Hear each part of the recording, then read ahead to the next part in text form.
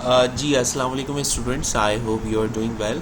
आज जो हम डिस्कशन करने जा रहे हैं वो ह्यूमन कंप्यूटर इंटरेक्शन की रिसर्च के हवाले से डिस्कशन करने जा रहे हैं। जैसे आपने कंडक्ट करना है, और कोई भी रिसर्च कंडक्ट करने का तरीका डेफिनेटली ये होता है कि आप उस हवाले से मुख्तलिफ़ क्वेश्चंस जो है वो या तो इंटरव्यू करते हैं, आप इन पर्सन जाते हैं, या फिर आप गूगल फॉर्म के ज़रिए जाकर कलेक्ट करते हैं। तो human computer interaction from the department of computer science, आप मेरे साथ इस कोर्स में इनरोल है। एक असाइनमेंट अगर मैं आपको रिकॉल कराऊं जो हमने अपनी क्लास के अंदर किया था, अगर आपको याद हो, हमने मुख्तलिफ़ इंटरव्यू किए थे मुख्तलिफ़ कस्टमर्स से, और या जो हमारे यूज़र्स थे उनसे हमने मुख्तलिफ़ इंटरव्यू कंडक्ट किए थे यूआई डिज़ाइंस के हवाले से। और उसमें मुख्तलिफ़ वेबसाइट्स आपने चूज़ की थी। किसी ने दराज पे वर्कआउट किया था, किसी ने बाइकिया या करीम पे जो है वो वर्क किया था, किसी ने फूड पांडा पे किया था, और कुछ सवालात आपने यूज़र इंटरफेस या यूज़र एक्सपीरियंस के हवाले से बनाए थे। और यूज़ेबिलिटी इंजीनियरिंग HCI में है जो, वो भी आपने डेफिनेटली मुख्तलिफ़ पैराडिम्स लिए थे कि भाई कितनी आसानी होती है आपको चीज़ें इस्तेमाल करने में इन एप्लीकेशन पे, या आप क्या समझते हैं क्या इश्यूज़ हैं। तो आपने वो डाटा कलेक्शन किया था और गूगल फॉर्म के ज़रिए आपने उसको चार्ट्स वगैरह के थ्रू एनालाइज़ किया था। इस असाइनमेंट में भी आपने इसी तरीके से जो है वो एक पर्टिकुलर टॉपिक टारगेट किया है मैंने, और आपने उस पर रिसर्च कंडक्ट करना है। टॉपिक का टाइटल क्या है आपका? एर्गोनॉमिक फैक्टर, जो हम डिस्कस करते हैं, one of the most important factor of our human computer interaction. Ergonomic factor learning different type of courses through out the semester. तो वो क्या क्या इश्यूज़ हैं या क्या फैक्टर्स हैं जो आपको थ्रू आउट द सेमेस्टर, जिनका जो है वो इश्यूज़ रेज़ होते हैं आपके लिए, आप मुख्तलिफ़ चीज़ें लर्न करने में आपको मुश्किलात होती हैं, और फिर आप उसको कंक्लूड करेंगे कि इन फैक्टर्स को आप के जो है सजेशन क्या है इस हवाले से कि इन फैक्टर्स को किस तरीके से रिजॉल्व किया जा सकता है कि स्टूडेंट का जो लर्निंग आउटकम है उसको ज़्यादा से ज़्यादा बढ़ाया जाए। आप डेफिनेटली ग्रुप्स में जो है वो डिवाइड हुए होंगे, और यहाँ पर अगर आप एक स्प्रेडशीट का लिंक देखें तो ये मैंने ऑलरेडी आपके लिए ग्रुप्स डिस्ट्रीब्यूट कर दिए हैं। अच्छा, इन ग्रुप्स में अगर आप देखें तो फॉर एग्ज़ाम्पल यहाँ पे G1 है कैलकुलस, G3 भी कैलकुलस है, और G5 भी कैलकुलस है। तो डेफिनेटली इसी तरीके से तीन तीन ग्रुप्स बनाए गए हैं और उनके टॉपिक सेम है। टॉपिक सेम होने का मकसद ये नहीं है कि आपने जो है वो वर्क साथ करना है, नहीं, आपने उन क्वेश्चंस को फाइनलाइज करना है जो इस टॉपिक के हवाले से पूछे जाएंगे। 12 क्वेश्चंस हैं टोटल। यहाँ पे आपके पास इंस्ट्रक्शंस मौजूद हैं कि आपने 12 क्वेश्चंस फाइनलाइज करने हैं अमंग योर ग्रुप मेंबर्स, और आप कंट्रीब्यूट करेंगे with other group members to finalize the same topic question. क्योंकि आप कैलकुलस पे कर रहे हैं तो आप सब ग्रुप में बैठकर फाइनल करेंगे कि यार ये 12 क्वेश्चन हम फाइनलाइज कर रहे हैं जो मोस्ट हाईलाइटेड इशूज़ हैं। पहला मैंने आपके लिए सवाल एक जो है वो एग्जांपल दे दी है। For example, during calculus class are you able to understand all the lectures? क्या आप तमाम लेक्चर्स समझ जो है वो जाते हैं आसानी से? और you will use extra resources like YouTube और डिफरेंट वेबसाइट्स आप यूज़ करते हैं आफ्टर द क्लास। तो आप 5 ऑप्शंस इस हर क्वेश्चंस के लिए, you have 5 options. Strongly disagree, बिल्कुल डिसएग्री स्ट्रॉन्गली आप करेंगे कि नहीं भाई ऐसा हरगिज़ नहीं है, बल्कि जो क्लास में समझाया जाता है वो समझ में आ जाता है, या आप सिर्फ डिसएग्री करेंगे कि हाँ ऐसा है।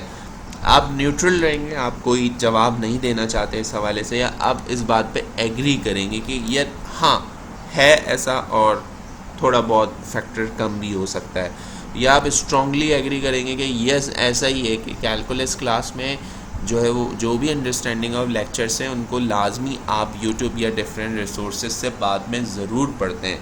ठीक है, इसके अलावा और क्या हो सकती हैं जो सजेशन मेरी तरफ से कि फॉर एग्ज़ाम्पल आपको प्रेजेंटेशन से कितना समझ में आ जाता है, आपको वीडियोस जो दिखाई जाती हैं क्या उनसे ज़्यादा बेहतर समझ में आता है, अगर प्रोग्रामिंग पे आप रिसर्च कर रहे होंगे तो आप प्रोग्रामिंग के हवाले से पूछ सकते हैं कि भाई प्रोग्रामिंग आपको कितनी ज़्यादा इम्प्लीमेंट करना आती है जो है वो क्लास में, ठीक है। थ्योरी क्लास की हम बात करेंगे डेफिनेटली, और प्रैक्टिकल्स के हवाले से जो है वो एक अलग ग्रुप है। अगर प्रैक्टिकल इम्प्लीमेंटेशन डालना चाहते हैं कि जो प्रैक्टिकल लैब में आप करते हैं उससे आप प्रोग्रामिंग कितनी सीख पाते हैं, या फिर आपको मज़ीद जो टीचर्स असाइनमेंट देते हैं उनसे आपको समझ में आता है, या जो आप असाइनमेंट्स मिलते हैं उनको आपको रिसर्च करने में कितना इशू आता है वेबसाइट से, क्या आपको आसानी तरीके से वो सवालात आप ढूंढ पाते हैं या उनको रिज़ॉल्व कर पाते हैं। तो ये आपने कोई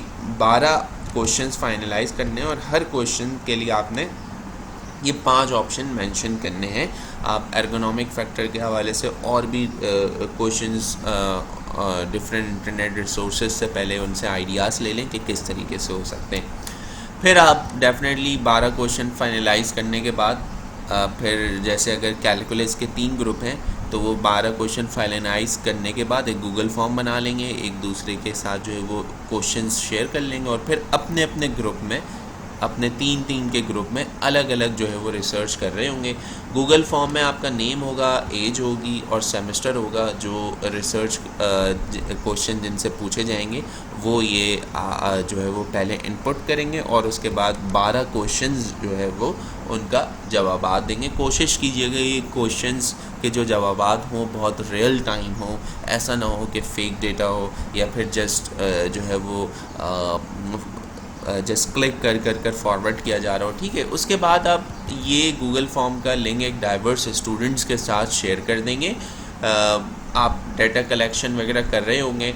अच्छा, यहाँ पे आप अगर तो चाहें तो जो कोर्स आप जो है वो जिस पे कर रहे हैं प्रोग्रामिंग एंड सो ऑन, तो वो आप एक ड्रॉप डाउन मेन्यू आप कर सकते हैं। अदरवाइज़ आप तो क्वेश्चन ऑलरेडी बनाएंगे और बता देंगे रिस्पॉन्डी को कि भाई आप गूगल फॉर्म में ऊपर लिख दीजिएगा वहाँ पर डिटेल्स में कि भाई आप प्रोग्रामिंग के हवाले से कर रहे हैं। और उसके बाद आप 20 जब अपना गूगल फॉर्म से डाटा कलेक्ट कर लेंगे तो आप उसके बाद एनालाइज़ करेंगे उसको पढ़ेंगे। Google form already chart generate कर देता है, आपने पिछली क्लास में भी किया था ये काम, और उसको आप पढ़ने के बाद एनालाइज़ करेंगे कि वो आपको क्या समझ में आया उसमें से रीड करने के बाद। तो आपने इस एनालाइजेशन के बाद एक पेज की रिपोर्ट लिखनी है जिसकी इंस्ट्रक्शंस यहाँ पर हैं। रिपोर्ट के कुछ पॉइंट्स यहाँ पे मैंने मेंशन किए हुए हैं। फॉर एग्ज़ाम्पल पहला पॉइंट है कि आप अपनी रिपोर्ट को जो है वो इम्पॉर्टेंट की पॉइंट्स पहले उससे लिख लें अपने रफ वर्क में ड्राफ्ट बनाने से पहले। फिर आप चार्ट्स वगैरह भी डेफिनेटली रिपोर्ट राइटिंग में यूज़ कर सकते हैं। आप चार्ट्स ड्रॉ कर दें या चार्ट्स कॉपी पेस्ट कर दें। फिर आप कमेंट कर सकते हैं किसी ऑब्जर्वेशन पे कि भाई ये जो है वो इशू सबसे ज़्यादा रेज हुआ है और इसको इस तरीके से डील किया जा सकता है, राइट।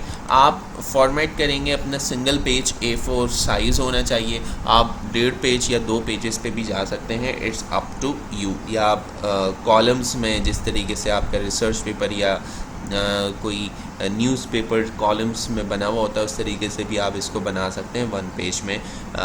इंट्रोडक्शन पहली हेडिंग लिखेंगे, ब्रीफली डिस्क्राइब करेंगे purpose and scope of the data collection and report. आप बताएंगे कि भाई आपका पर्पस क्या था इस डाटा को कलेक्ट करने का और स्कोप क्या है आपका डाटा कलेक्शन, और या आप रिपोर्ट लिख रहे हैं तो डेफिनेटली हमारा स्कोप या हमारे जो डाटा कलेक्शन है वो ये कि हम इन इश्यूज़ को कलेक्ट कर एनालाइज कर उन पे हम बात कर सकें कि उसको किस तरीके से हम रिज़ॉल्व कर सकते हैं। फिर आप मैथोलॉजी बताएंगे, ये बहुत आपने शॉर्टली सारी चीज़ें बतानी है। एक्सप्लेन करेंगे आप method use to collect data, आपने कैसे डाटा कलेक्ट किया, गूगल फॉर्म्स के ज़रिए किया। अगर आप इन पर्सन भी जाके कर रहे हैं तो आप मेंशन कर सकते हैं कि भाई हमने कुछ जो है वो हार्ड कॉपीज़ भी डिस्ट्रीब्यूट की।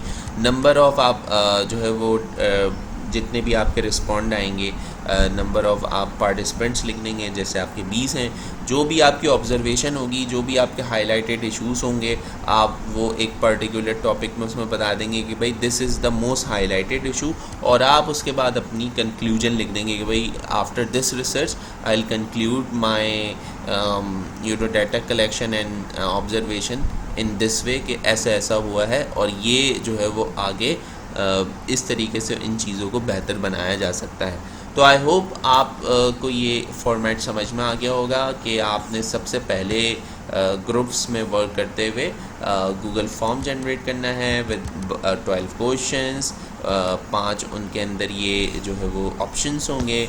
गूगल फॉर्म बनाने के बाद आपने गूगल फॉर्म में ये मेंशन ज़रूर करना है नेम और एज, सेमेस्टर, ताकि हमें पता चल सके कि हमारी ऑडियंस किस सेमेस्टर से है, कि एज से है। डिस्ट्रीब्यूशन हो जाएगी, जब डाटा कलेक्शन हो जाएगा तो आप एनालाइज कर लेंगे, रीड कर लेंगे चार्ट्स के थ्रू, और फिर आप रिपोर्ट राइटिंग लिख देंगे इन 4 पॉइंट्स को हाईलाइट करते हुए। I hope to make research assignment आपको अंडरस्टैंडिंग होगी और आपकी बड़ी अच्छी प्रैक्टिस रही है ऑलरेडी क्लास में। कोई भी आपको इस हवाले से परेशानी हो तो आप ज़रूर पूछ सकते हैं। Thank you.